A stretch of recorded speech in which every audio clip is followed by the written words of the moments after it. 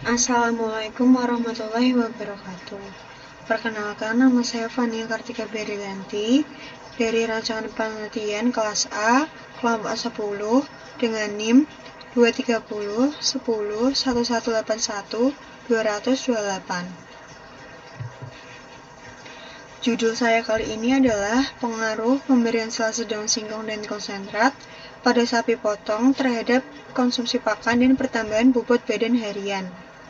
Dengan latar belakang, pakan ternak potong sangat beragam, dapat berupa hijauan segar, biji-bijian, maupun limbah pertanian. Pemanfaatan daun singkong untuk bahan baku secara ekonomis lebih murah harganya dibandingkan dengan pakan non-limbah. Untuk menjamin kontinuitas daun singkong sebagai pakan sapi potong, maka harus ada suatu upaya untuk pengawetan daun singkong, yaitu dengan cara dibuat silase, agar mengurangi atau menghilangkan zat antinutrisi yang terdapat pada daun singkong. Karena daun singkong memiliki kandungan antinutrisi seperti asap cyanida atau HCN. Tujuan penelitian ini adalah dapat mengetahui dampak nyata dari pemberian pakan terhadap konsumsi pakan dan pertambahan bobot badan harian ternak sapi potong. Untuk manfaatnya sendiri yaitu diharapkan dapat memberi informasi kepada peneliti dan peternak mengenai pengaruh pemberian pakan silase daun singkong dan konsentrat terhadap konsumsi pakan dan pertambahan bobot badan harian ternak sapi potong. Dalam penelitian ini menggunakan 20 ekor sapi potong dengan rancangan acak lengkap atau RAL. Penelitian ini digunakan 4 perlakuan dan 5 ulangan. Adapun perlakuan tersebut yaitu yang pertama T0-nya pakan hijauan 100%. Yang kedua T1 sama dengan konsentrat 50% dengan selase daun singkong 50%. Yang ketiga T2 sama dengan konsentrat 60% dengan selase daun singkong 40%. Lalu yang keempat T3 sama dengan konsentrat 70% dengan selase daun singkong 30%. Nah, faktor yang mempengaruhi yaitu pemberian selase daun singkong dan konsentrat. Sedangkan parameternya adalah PBBH dan konsumsi pakan.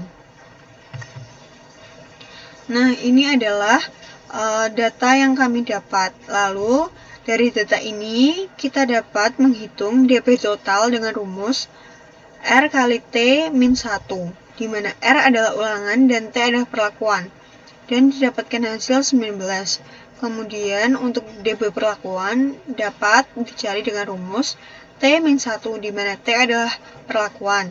Dan didapatkan hasil 3. Lalu ada galat. Galat kita dapat menghitung dengan rumus T dikali dalam kurung R min 1 sama dengan 16. Kemudian ada DP galat. DP galat kita dapat menghitung dengan rumus DP total min DP perlakuan sama dengan 16. Selanjutnya ada FK atau faktor koreksi yang dapat kita hitung dengan rumus G kuadrat dibagi dengan N, di mana G kuadrat adalah total dari semua data lalu dikuadratkan, sedangkan N adalah perlakuan dikali dengan ulangan, lalu didapatkan hasil 3,8019. Nah, untuk JKX-nya kita dapat menghitung dengan rumus sigma XI kuadrat dikurangi dengan FK. Gimana sigma XI kuadrat ini adalah data masing-masing lalu dikuadratkan dan dikurangi dengan FK yang tadi kita hitung. Lalu didapatkan hasil 0,8559. Kemudian untuk JKT-nya kita dapat menghitung dengan rumus sigma TI kuadrat dibagi dengan R dikurangi dengan FK. Gimana sigma TI kuadrat ini adalah jumlah tiap perlakuan lalu dikuadratkan. Lalu dibagi dengan R atau ulangan dikurangi dengan hasil FK yang tadi kita hitung. Dan didapatkan hasil 0,04494. Untuk selanjutnya adalah menghitung JKG. JKG kita dapat menghitung dengan rumus JKX dikurangi JKT. Lalu didapatkan hasil 0,81096.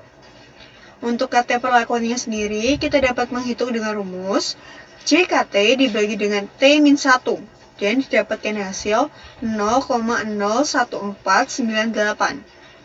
Untuk KT galatnya sendiri kita dapat menghitung dengan rumus JKG dibagi dengan T dalam kurung T dikali dalam kurung R-1 dan didapatkan hasil 0,0515. Lalu untuk F hitungnya kita dapat menghitung dengan rumus KT perlakuan dibagi dengan KT galat dan didapatkan hasil 0,2908. Nah, dari F tabel dengan F1 sama dengan 3 dan F2 sama dengan 12 akan bernilai 3,24 atau 5% dan 5,29 atau 1%. Dan berikut adalah tabel sumber keragaman. Dan diperoleh DP perlakuan sama dengan 3, DP galat sama dengan 16, lalu DP total adalah 19.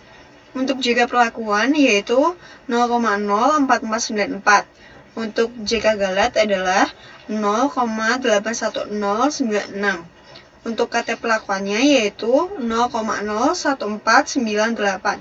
Dan untuk KT galatnya yaitu 0,0515. Untuk F hitungnya adalah 0,2908.